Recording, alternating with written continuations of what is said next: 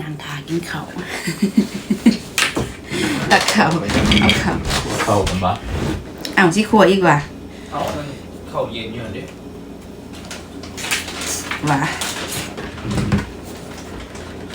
ทาไปอีกซึบเขาว่าสิครัวเขาอีกว่าฉันเอาชิทากิน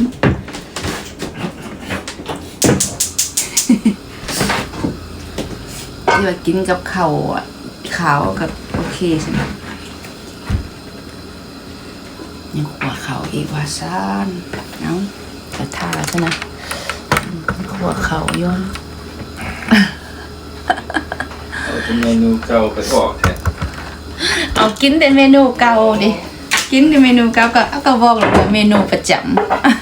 ำเมนูประจำ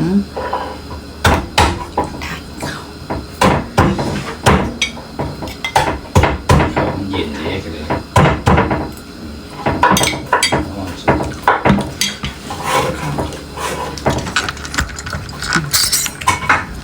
ต้องทาขึ้นข้าวผัดอีกวันนี้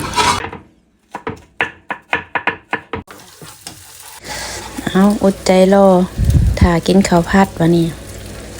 แล้วกินกันน้ำมันหน่อยติ้วน้ำมันน้อยนึงว่าสั้นนี่เกมอะไรกินละว่าสั้นขัวไปขัวมาลืมมาผักบัวกับผักเทียมลงก่อนผักบัวลงก่อนเดี๋ยวเอาไข่ลงก่อนละเดี๋ยวเอาเขาลงตำลังก็ได้ผักบัวว่าสั้นมีลืมเนี่ยประมาณนี้แหละเตรียมเอาข้าวลงเลยข้าวก็น้อยเดียวแล้วพอดีกิน2 คน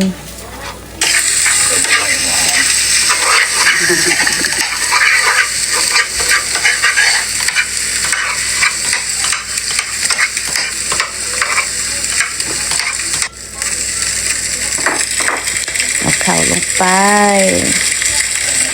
เอาเลยคือเดวันนี้นะโอ้ยตกหมกขางหน่อยเนาะตัวใหญ่ก็มีได้ไปใส่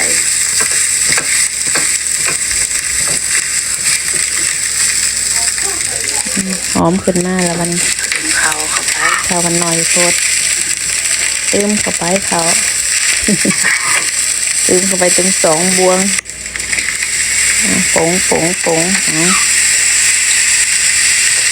อยู่เซอร์เอาเลยเซอร์แรงเอามาพริกเซอร์เดี๋ยวนี้เป็นนัววะ